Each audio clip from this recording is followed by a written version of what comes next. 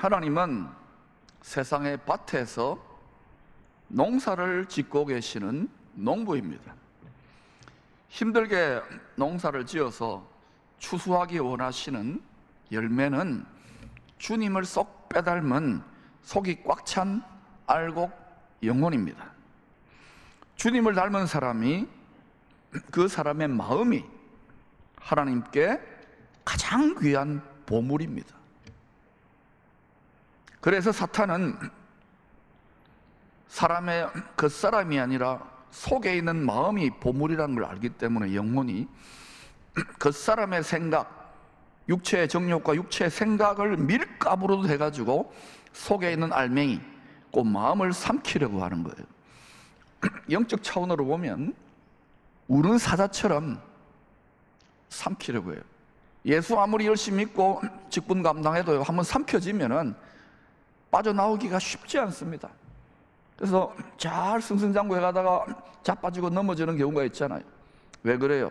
육신의 정욕, 안목의 정욕, 이생의 자랑에 우리를 휘둘릴 수밖에 없는, 모두 육체를 뒤집어 쓰고 있기 때문에 연약한 존재예요. 그래서 1초도 방심하지 말라는 것입니다. 영적 전쟁이 치열하면 치열할수록 마음을 더 잘 지켜야 돼요. 하나님의 보물인 마음을 잘 지키라고 하신 이유는 잠언서 4장 23절에 잘 나와요. 시작. 모든 지킬 만한 것 중에 더욱 네 마음을 지키라. 생명의 근원이 이에서 남이다. 이게 보물이에요. 보물을 지키는 심정으로, 여러분 마음이 얼마나 큰지는 모르지만 큰 다이아몬드 하나를 지키는 심정으로 잘 지켜야 돼요. 근데 이거를 마음을 마음대로 방치해버리면은 낼름 삼켜진 거예요. 본인은 몰라요. 육체로, 겉으로만 지각하기 때문에. 그러니까 자꾸만 당하는 거예요. 당하는 줄도 모르고 당해요. 보물이라는 걸 아십시오. 우리 마음이 보물입니다. 그 사람을 정복하고 그 나라를 정복하고 온 세상을 정복하는 거 다 마음이에요. 마음. 마음이 보물이에요. 마귀는, 하나님도 아시지만 마귀도 뭐가 보물인지를 잘 알기 때문에 반드시 지켜야 될 줄로 믿습니다.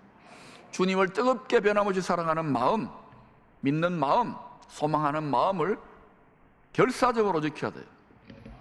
만물보다 부패한 사람들의 마음을 어떻게 지킬 수가 있습니까? 마음을 쑥대밭으로 만드는 강한 자는 멧돼지가 아니에요. 눈에 보이지 않습니다. 더럽고 악한 미혹의 영들이 역사하고 있는 거예요. 죄인들의 세대 대대로 사람들을 가지고 놀았어요. 오직 한 분, 하나님이 사람이 되신 예수 그리스도만이 마귀의 세력, 미혹의 영들을 이겼다는 것을 기억하십시오. 그러므로 우리의 힘과 능력으로 안 됩니다. 담임 목사라도 안 됩니다. 나의 육체의 정욕, 육체의 생각을 십자가에 못 박고 예수의 영의 권능을 덧입지 않으면 다 나가 떨어져요. 그러나 순간순간 항상 이 예수의 영을 덧입으면 날마다 밟으며 전진합니다. 쉬지 않고 기도하면서 성령과 말씀의 곡괭이로 딱딱하게 묵은 마음밭을 갈아엎어야 되는 거예요. 왕년에 잘 믿어도요, 영적으로 게을러지고 기도 생활 게을리하고 예배 생활 게을리하면 점점 쑥대밭이 되고 딱딱하게 굳어져요. 그러니까 말씀 아무리 피를 토하듯이 뿌려도, 물을 공급해도 엉뚱한 작물만 자라나는 거예요. 그래서 여러분, 이 설교 말씀이요, 때로는 곡괭이처럼 내리찍기도 하고 삽처럼 파헤치는 거예요. 그거를 잘 여러분 마음밭을, 묵은 마음밭을 기경하여서 보들보들 해야 돼요. 할렐루야. 거기에 성령께서 기름지게 기름을 부어주시면 이게 물된 동산, 에덴 동산처럼 그때부터 좋은 열매가 풍성히 맺히는 거예요. 30배, 60배, 100배의 복된 말씀의 씨앗이 이제 우미 터서 막 자라나는 거예요. 오늘 본문의 처음 익은 열매는 무엇일까요? 예수님이 원조 부활의 처음 익은 열매입니다. 예수 믿는 성도들은, 우리들은 부활의 나중 익은 열매입니다. 하나님의 약속대로 아직 부활 안 했잖아요. 때가 되면 부활합니다. 이게 우리의 오메가, 절대적인 우리의 최종적인 목표입니다. 부활할 때가 구원의 완성입니다. 몸의 구원, 몸의 구속입니다. 지금은 병들고 아프고 하지만 우리의 속에 있는 사람은 거듭나고, 속에 있는 사람은 마치 부활한 것처럼 다시 태어났어요. 속사람이 잘 자라나면 그 속사람의 모양대로, 형상대로 영광스러운 부활의 몸을 다 다르게 덧입게 될 것입니다. 더 영광스러운 부활의 몸을 덧입기를 축원합니다. 그런데 성도들 중에서 처음 익은 열매인 예수님의 형상, 예수님의 마음을 쏙 빼닮은 알곡 성도들 또한 좋으신 아버지께서 처음 익은 열매라고 인정을 해 주셔요. 다는 아닙니다. 예수님 쏙 빼닮은 성도들, 하나님의 소유물로 인을 쳐가지고요, 특별관리, 특별보호를 하는 극상품 열매들이 되는 거예요. 농부가 보통 너무너무 이거는 백화점에 팔면 정말 비싸겠다는 거, 막 배가 이따만한 거 이런 거 있잖아요. 100만 원, 1000만 원 이런 거는 특별관리하는, 케이스에 넣어가지고 탁 해가지고 보석처럼 관리하는 거예요. 처음 익은 열매가 그런 거예요. 요한계시록 13장에서 앞으로 여러분, 이 세상을 자기 세상으로 만들려는 이 사단은, 세상 임금은 요한계시록 13장에 먹고 살기 위해 어쩔 수 없었다고 짐승에게 무릎을 꿇게 만들어요. 사람들을. 역사 속에서는 부분적으로 있었지요. 법과 강제력으로 오른손과 이마에 짐승의 소유라고 하는 표를 받게 합니다. 이 표예요, 표. 누구의 소유물이냐는 거예요. 여러분, 요셉의 7년 풍년, 7년 흉년의 때에도 그때 애굽은 온 세상을 말하는, 온 세상 사람들이 애굽 바로 왕의 노예가 되지 않습니까? 노예가. 집도 팔고 뭐 땅도 팔고, 나중에 어때요? 자기 몸, 자기 영혼을 팔아버리는 거예요. 성경에 그런 부분적인 계시가 곳곳에 나와 있어요. 우리는 성경을 보고 미리 얼마든지 대비하고 풍성한 요셉의 곡식 창고처럼 우리의 자손들의 세대까지 계속해서 공급할 수 있는 기지를 건설해야 될 줄로 믿습니다. 고센 땅이 예비될지어다.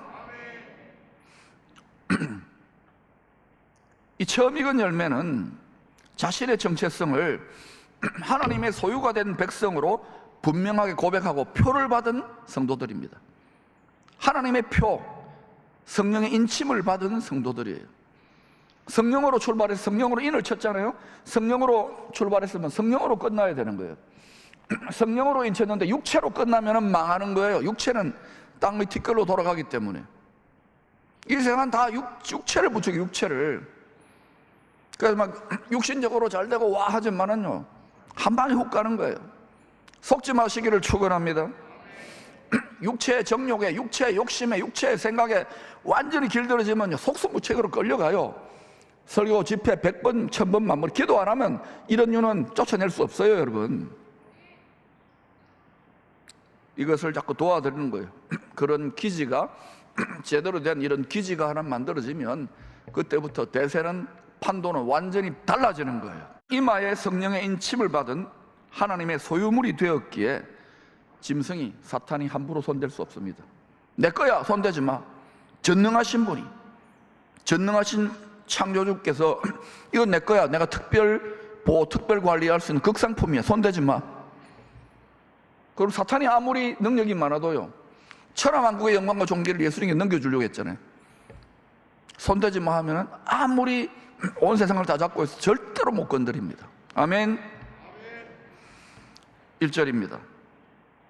왜 못 건드리냐? 그들의 이마에는 어린 양의 이름과 그 아버지의 이름을 쓴 것이 있더라. 소유가 아버지 거, 아버지 하나님 거, 예수님 거라고 딱 찍어 놓았기 때문에 전능하신 분의 특별 관리하는 소유물을 손대면 큰일 나는 거예요. 손 못 댑니다. 마귀가 절대 손 못 대요. 그래서 원리적으로는 악한 자가 만지지도 못하는 거예요. 근데 막 악한 자가 만지는 것 같은 느낌이 드는 분들이 있을 겁니다. 왜냐? 마음 제대로 보석으로 지키지 못하기 때문에. 해볼래 하고 늘 방심하고 눈에 보이지 않으니까. 그러니까 계속해서 뺑뺑이를 도는 거예요. 광야 교회, 광야 인생에서. 악한 자가 만지지도 못하는 이유는 어둠의 영이기 때문에 항상 빛의 갑옷, 하나님의 눈에 보이지 않는 전신갑주, 성령의 권능에 전신 방호복을 입고 살기 때문에 그래요. 그런데 이들 처음 익은 열매들의 수가 14만 4천이라고 합니다. 여러분 학력고사에 나오니까 외워놓으세요. 1절입니다. 또 내가 보니 보라, 어린 양이 시온산에 섰고, 어린 양은 지금 하늘의 보좌에 있는 시온산에 계시잖아요. 하늘입니다. 그와 함께 14만 4천이 서 있는데, 하늘의 보좌 앞에 서 있다는 거예요. 이 14만 4천은 땅에 있는 게 아니에요. 지금 처음 익은 알곡 영혼들은 먼저 추수되어, 추수 때 먼저 추수되어 천국 곳간에 이미 들어가 있음을 보여준 거예요. 하늘 곳간에 들어가지 못하고 대추수 때 땅에 남아있는 사람들에게는 요한계시록 13, 14, 15, 16, 17, 18, 19장까지의 진노의 7 대접 심판이 진행됩니다. 이때는 수없이 구약과 신약의 선지자들과 사도들이 예언한 대로 영원 추수를 마무리 짓기 위하여 온 세상이 타작마당같이 될 것입니다. 특별히 이스라엘 예루살렘을 중심으로 온 세상이 그렇게 될 것입니다. 그런 일이 일어날 때에 이상한 일 당하는 것처럼 생각할 필요 없어요. 준비하면 돼요. 지금은 준비할 때입니다. 그리고 이왕이면 극상품, 처음 익은 열매가 되면 좋겠어요. 그래서 저는 이걸 늘 기도해요. 우리 가족들, 여러분들 그렇게 되라고 늘 기도해요. 언제가 될지는 모르지만. 그러나 처음 익은 열매들은 선한 행실에 빛나고 하얀 세마포 옷을 입고 어린 양의 공중 혼인잔치에 참여하게 될 것입니다. 요한계시록 20장 5절 6절은 첫째 부활에 참여한 처음 익은 열매들이 하나님과 그리스도의 제사장이 되어 왕노릇 할 것을 약속했습니다. 처음 익은 열매, 첫째 부활, 주와 함께 왕노릇 하게 될 이 제사장들의 숫자도 14만 4천입니다.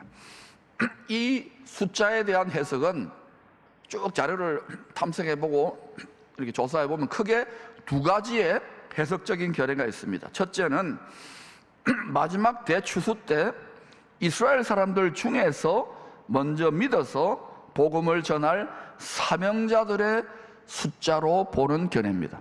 이스라엘 사람들이 국한됐다 이거죠. 둘째는 이스라엘과 이방인 성도들 중에 은혜로 택함을 받아 사명을 감당하는 남은 자들의 숫자로 보는 견해입니다. 남은 자 공동체. 그런데 저는 이 두 번째 견해가 더 타당하다고 현재 수준에서 결론을 내려봅니다. 물론 또 하나님께서 더 많이 가르치시면 또 달라질 수 있겠지만 이 논쟁 자체는 크게 무의미해요. 즉 이스라엘과 이방인 성도들 중에 성령의 표, 성령의 인침을 받아 사명을 감당하다가 먼저 추수되어 천국 곳간에 들어간 처음 익은 열매, 알곡 영혼들의 충만한 수로 보는 것입니다.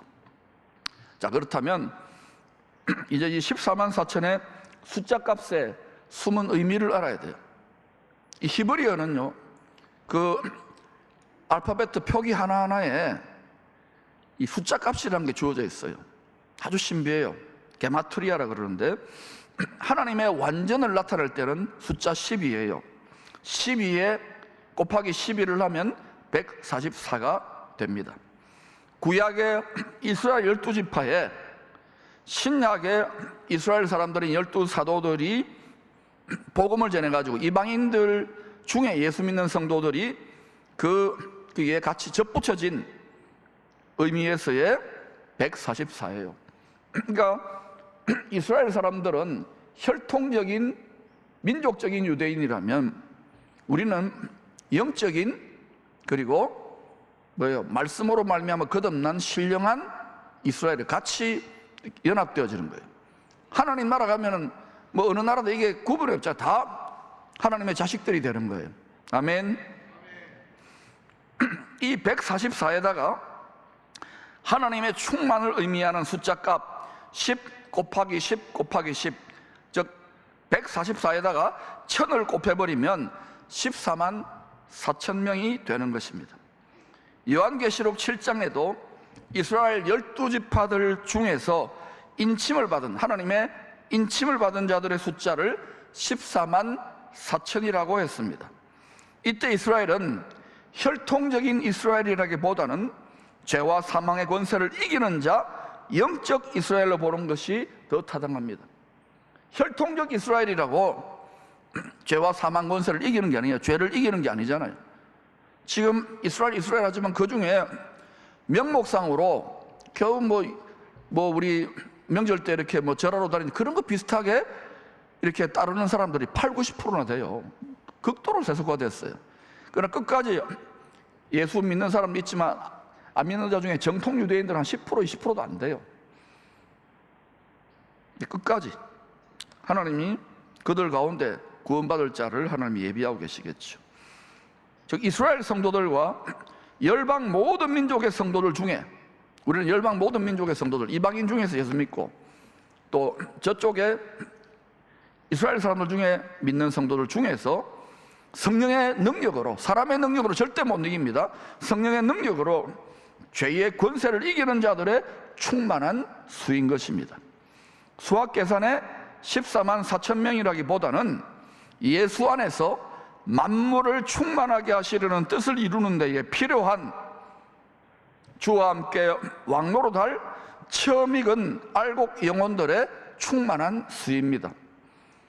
즉 다시 오실 주님이 다시 오시면 이 주의 뜻을 저항하고 죄악의 세력들은 심판합니다. 그래서 구원, 예수가, 구세주가 필요한 거예요. 이것을 여러분 믿으시기를 축원합니다. 그러면 주님이, 지금은 은혜 때예요. 그러나 그때는요 복수의 때고 심판의 때라고 분명히 했습니다. 은혜 받을 만한 때, 구원의 때에 부지런히 주의 뜻을 준행해야 되는 거예요.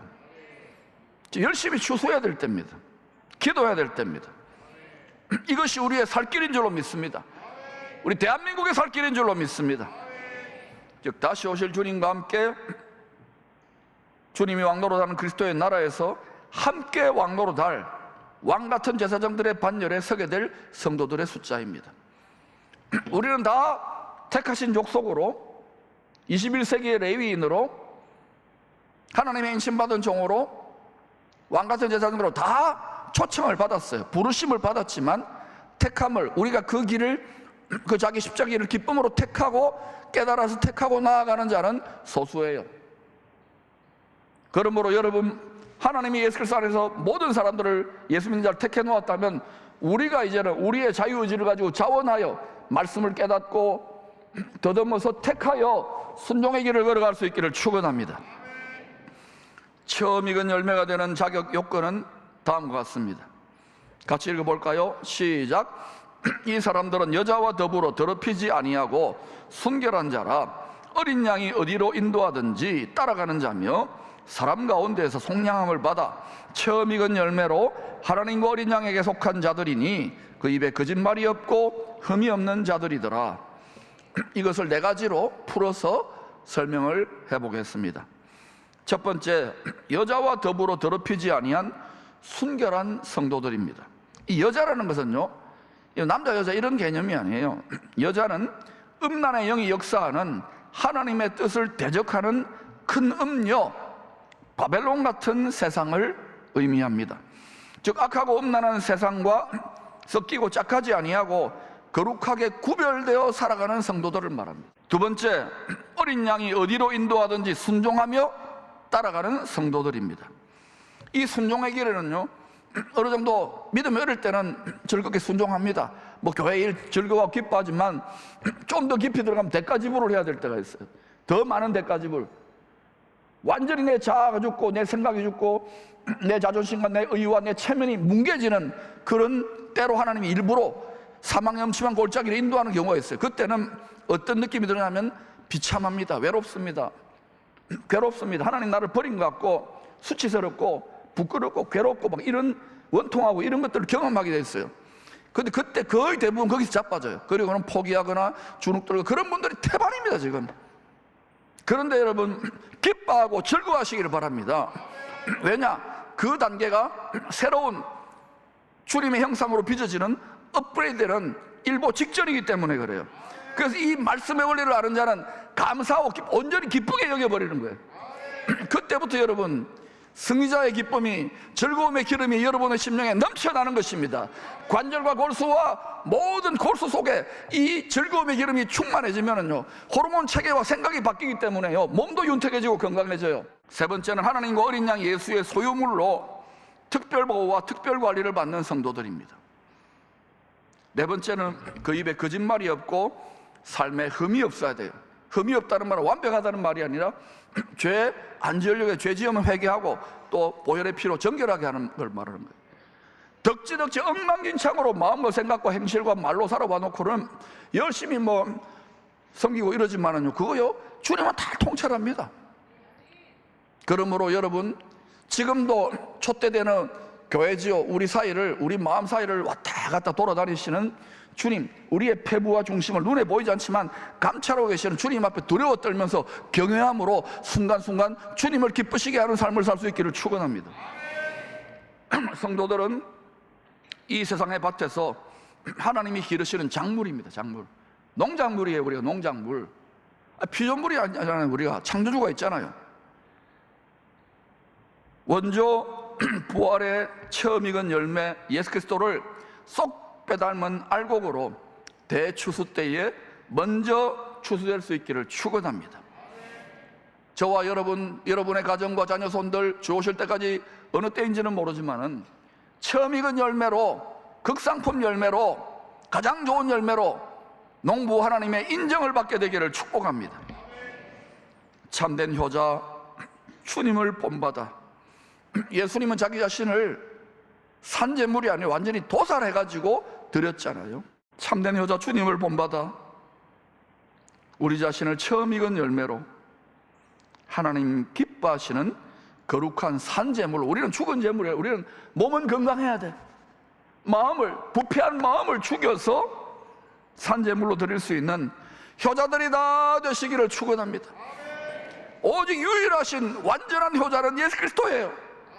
그래서 여러분 나를 사랑하고 내 계명을 지켰던 예수 그리스도는 천대까지 영원한 존귀와 복락과 영광과 장자권을 누리고 있는 거예요.